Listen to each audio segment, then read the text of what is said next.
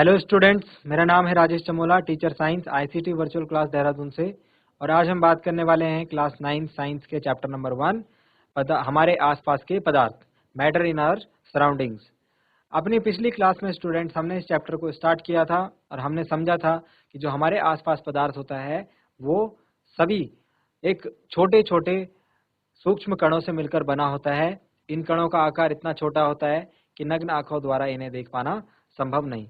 हमारे आसपास जो भी पदार्थ हमें सतत रूप में दिखता है, वास्तव में वो सभी छोटे छोटे कणों से मिलकर बने होते हैं।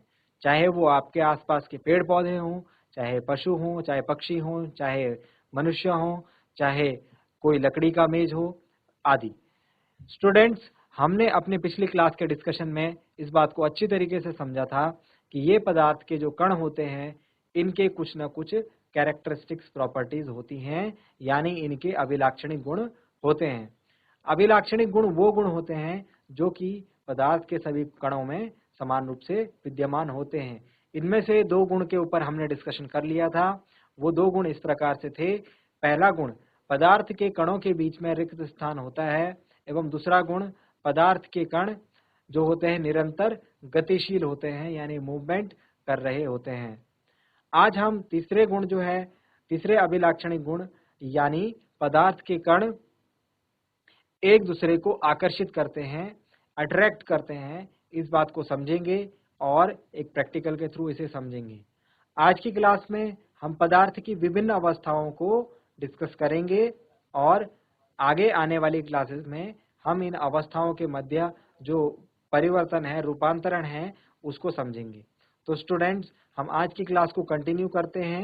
ज़्यादा टाइम न लेते हुए हम चलते हैं स्मार्ट बोर्ड की स्क्रीन पर। तो जो तीसरी प्रॉपर्टी स्टूडेंट पदार्थ के कणों के अभिलाक्षणिक गुण में रह गई थी, वो ये है कि पदार्थ के कण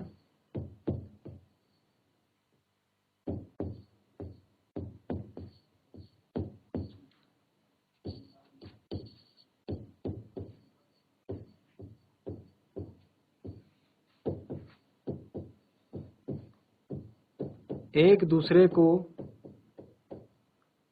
आकर्षित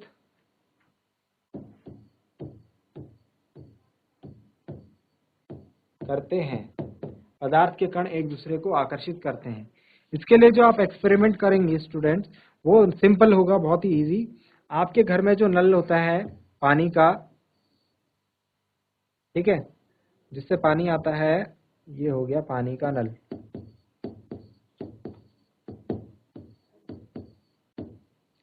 यहाँ पर इसमें ऊपर नॉब होता है। जब आप देखेंगे यहाँ से पानी गिरता है नीचे, तो आप क्या कीजिए, इसको नल को खोलिए और उसके बाद जो पानी की धार है, इसको आप काटने का प्रयत्न कीजिए। मतलब अपनी उंगली इस पानी की धार के बीच में लगाइए। तो होगा क्या, जब आप अपनी उंगली इस पानी की धार के बीच में लगाएंगे, इसको रोकने का, काटने का प्रयत्न करेंगे, तो यहाँ पर से तो ये आपकी उंगली के दोनों साइड से होकर पानी की धार जो होगी फ्लो हो जाएगी। लेकिन यहाँ से ये ऐसे नहीं जाएगी, यहाँ से ये ऐसे नहीं जाएगी। ऐसा नहीं होगा कि फिर उसके बाद ये दो अलग अलग धार स्प्लिट हो जाए। वो क्या हो जाएगा, बाद में आकर के आगे आपकी उंगली से आकर के वापस मिल जाएंगी। तो ये जो मिले हैं, ये इस कारण मिले हैं क्योंकि ये पानी के अंदर छोटे छोटे क्या हैं, कण उपस्थित हैं। इन कणों की जो प्रॉपर्टी है वो ये है कि आकर्षित करने की। तो जब ये कण यहाँ पर थे, ये कण यहाँ पर थे, इन्होंने एक दूसरे को आकर्षित करा और वापस से क्या हुई, ये एक धार बन गई।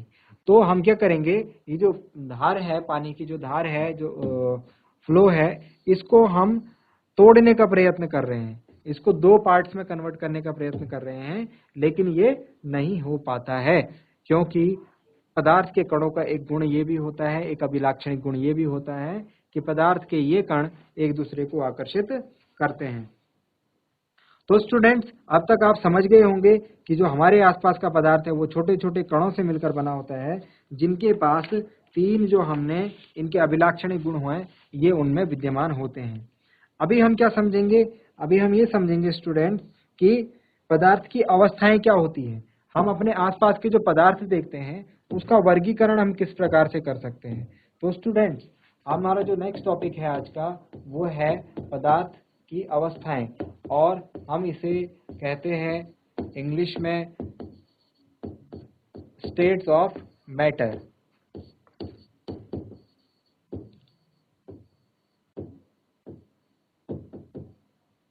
इंपॉर्टेंट टॉपिक है स्टूडेंट, इसको आप समझिए, ये आपके काम आएगा आगे आने वाली आपकी क्लासेस में।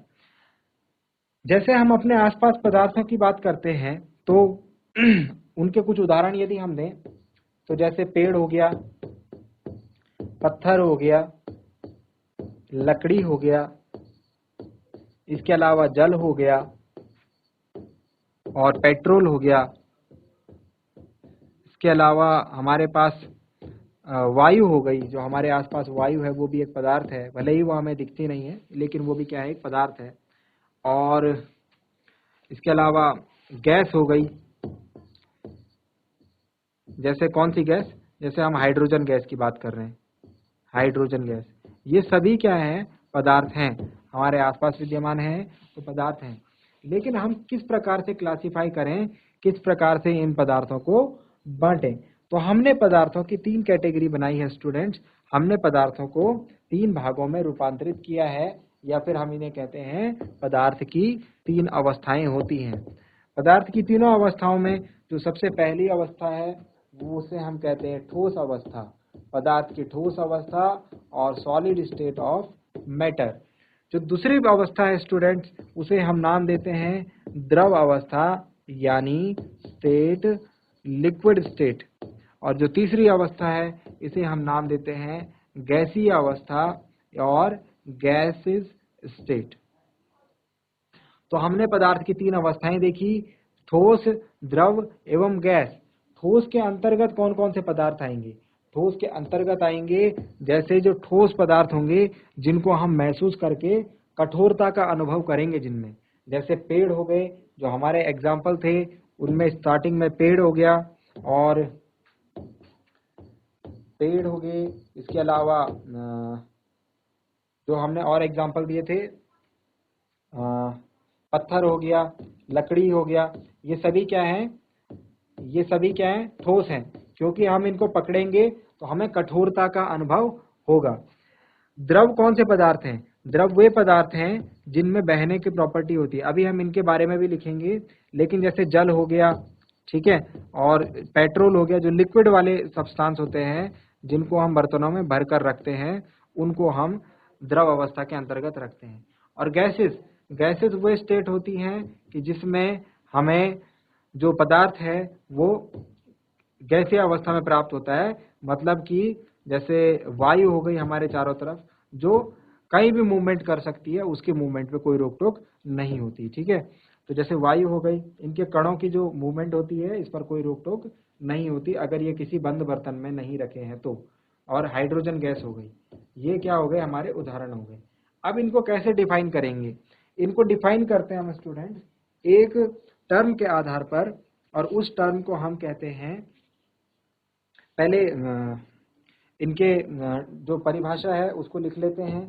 तो ठोस हो गया, इनका निश्चित आकार होता है, क्या होता है, फिक्स्ड शेप होता है,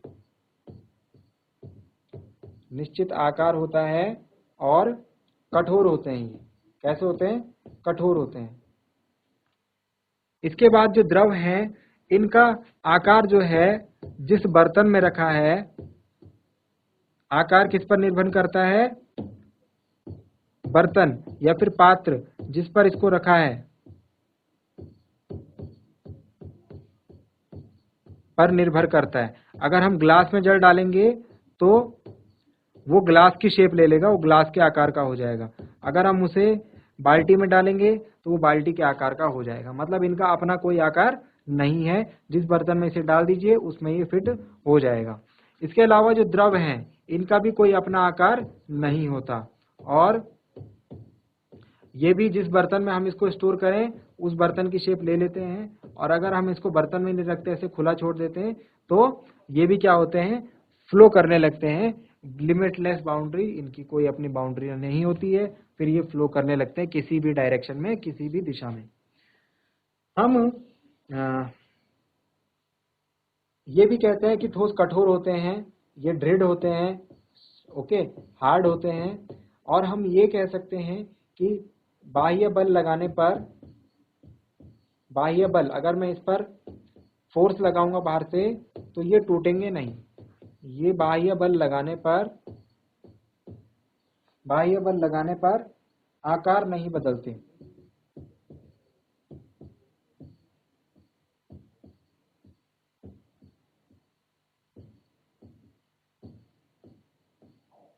बाह्य बल लगाने पर आकार नहीं बदलते। कौन? ठोस। इसके बाद द्रव, तो द्रव पर हम क्या करेंगे? द्रव पर अगर हम बाह्य बल लगाएंगे या फिर हम इसको किसी दूसरे एक बर्तन से दूसरे बर्तन में डालेंगे तो डेफिनेटली ये शेप चेंज कर लेंगे। और इसी प्रकार से गैसें भी जो होती हैं इनकी भी हम शेप चेंज कर लेते हैं। इसके बाद स्टूडेंट्स हम एक टॉपिक के ऊपर डिस्कस करते हैं, वो टॉपिक है इनका अंतर अणुक बल। अंतर अणुक बल या फिर रिक्त स्थान। एक और दो पॉइंट्स के बारे में डिस्कशन करेंगे थोड़ा सा। एक तो है अंतर अणुक बल, इंटर मॉलिक्यूलर फोर्स,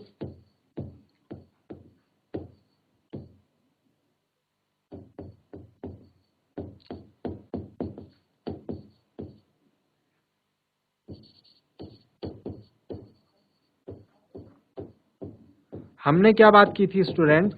हमने बात की थी कि जो पदार्थ है वो छोटे छोटे कणों से मिलकर बना है, छोटे छोटे कणों से मिलकर बना है। लेकिन ये कण जो हैं एक दूसरे से दूर क्यों नहीं जाते? क्यों? जैसे ठोस है, जैसे कोई पत्थर है, तो अगर मैं इन कणों को दूर करना चाहूं तो वो आसानी से दूर क्यों नहीं होते? ठीक है, इसका कारण ये है स्टूडेंट्स कि ये जो कण हैं ये एक दूसरे से बंधे हुए रहते हैं, ये एक दूसरे से बंधे हुए रहते हैं और ये कण एक दूसरे से एक बल यानी एक फोर्स के द्वारा जुड़े रहते हैं, जिस बल का नाम है अंतर अणुक बल।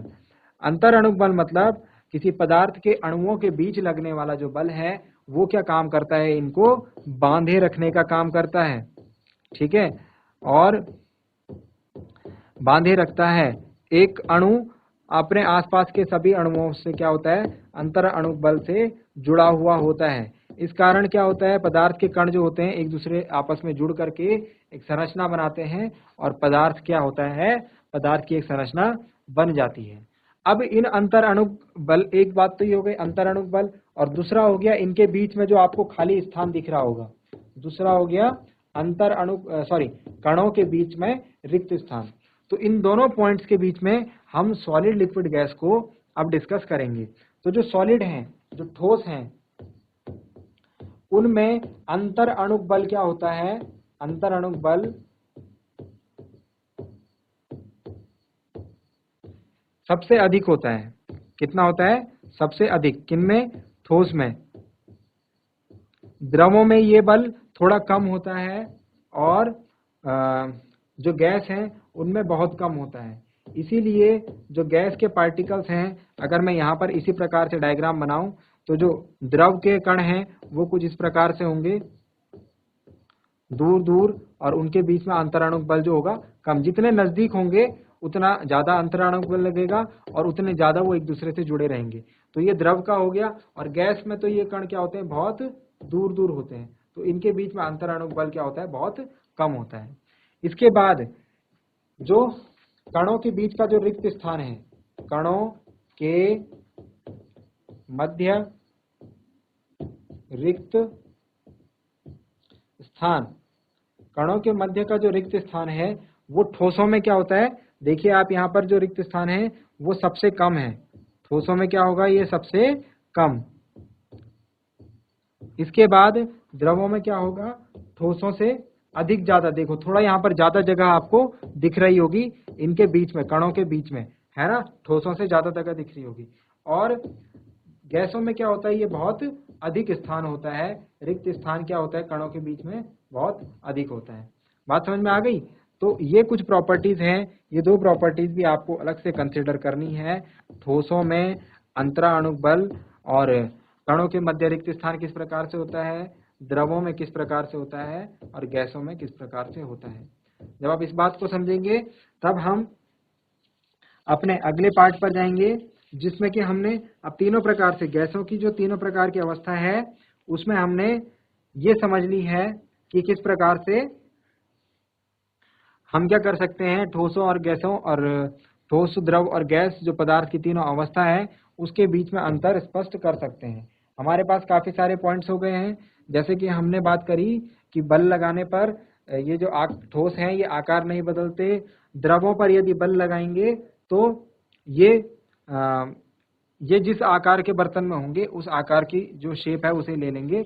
इसको अगर हम बात करें यहाँ पर तो संपीड्यता इसको बोलते हैं, जो गुण है इसको हम बेसिकली संपीड्यता यानी कंप्रेसिबिलिटी बोलते हैं। तो द्रवों में जो संपीड्यता है वो कम होती है और ठोसों में गैसों में संपीड्यता जो है सबसे अधिक होती है। संपीड्यता मतलब स्टूडेंट्स सिंपल भाषा में यदि मैं इसे बताऊं तो वो है प्रेस करने से, दबाने से मतलब। अब ऐसा क्यों है कि द्रवों की संपीड्यता कम है, ठोसों की संपीड्यता ये तो बिल्कुल जीरो है।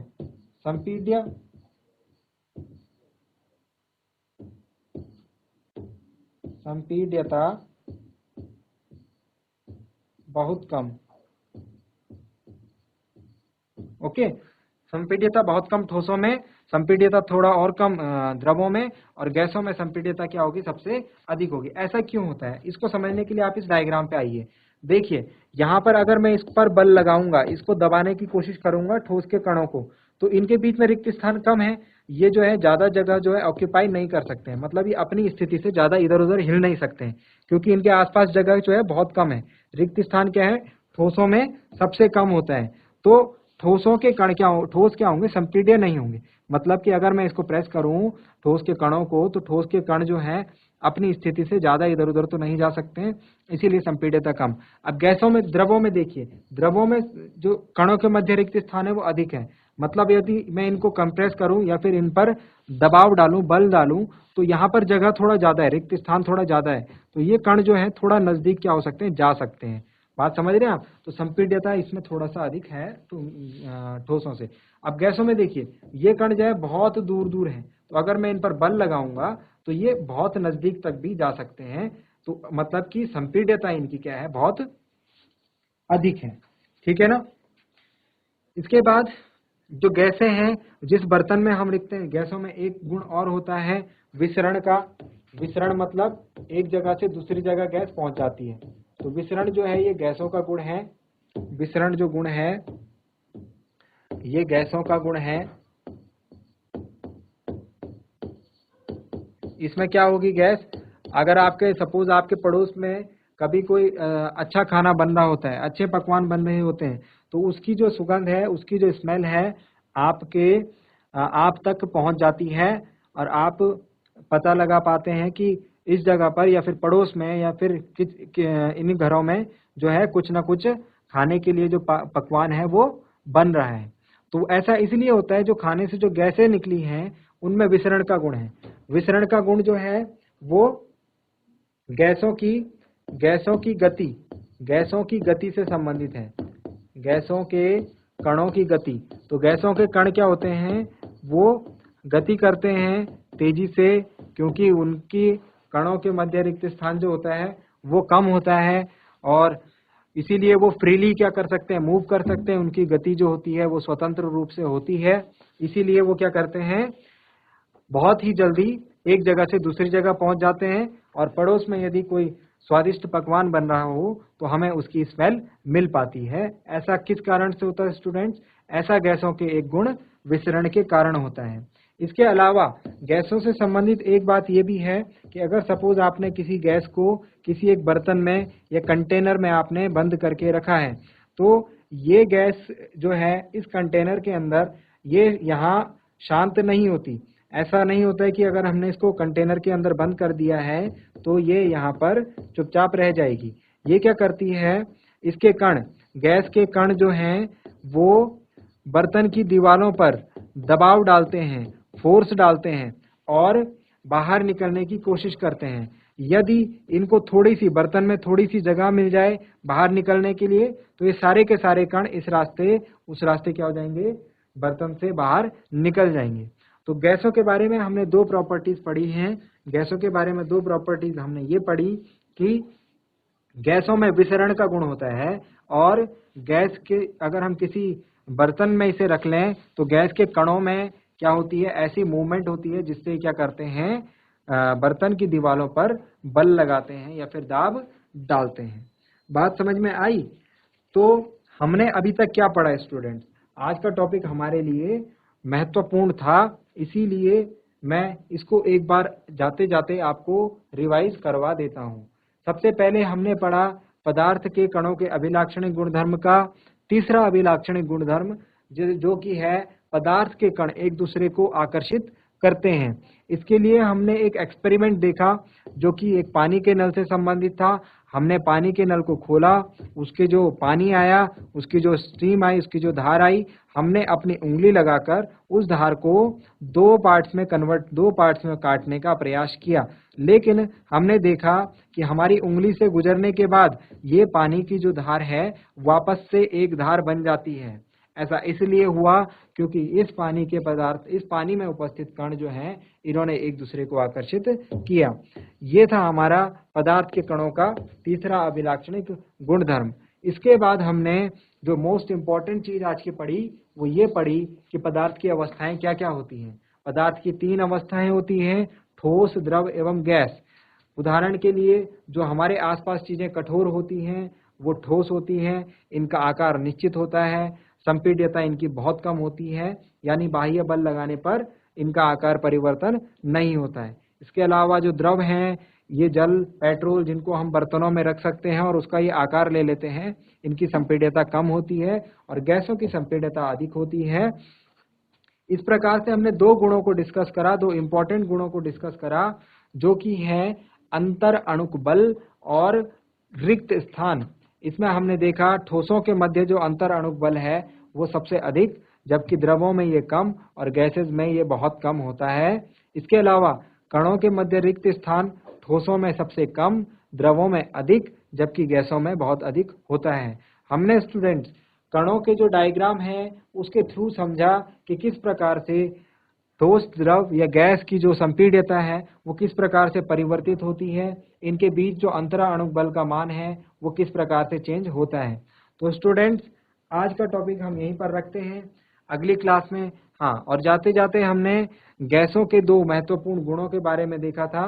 वो ये देखा था कि गैसों का एक गुण होता है विसरण, जिसमें गैसों के कण जो होते हैं वो गतिमान अवस्था में होते हैं, यानी जब उन्हें गर्म किया जाए या फिर उसके अलावा भी वो क्या करते हैं, एक जगह से दूसरी जगह बहुत कम समय में पहुंच जाते हैं। और गैसों के कण जिस बर्तन में रखी जाए गैस, उसकी दीवार पर दाब डालते हैं, बल लगाते हैं। तो स्टूडेंट्स आज के लेक्चर में हमने कुछ इंपॉर्टेंट बातें सीखी।